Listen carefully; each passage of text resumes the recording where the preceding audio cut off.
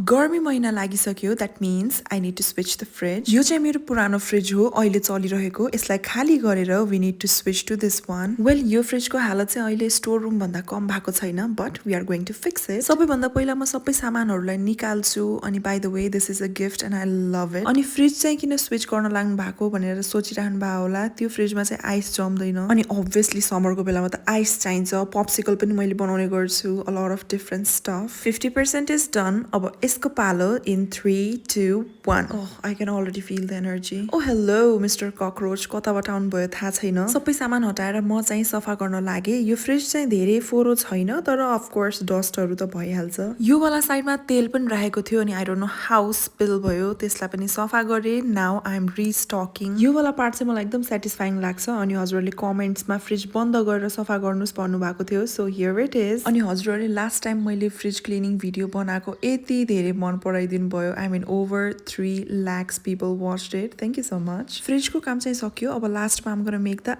ice and this is it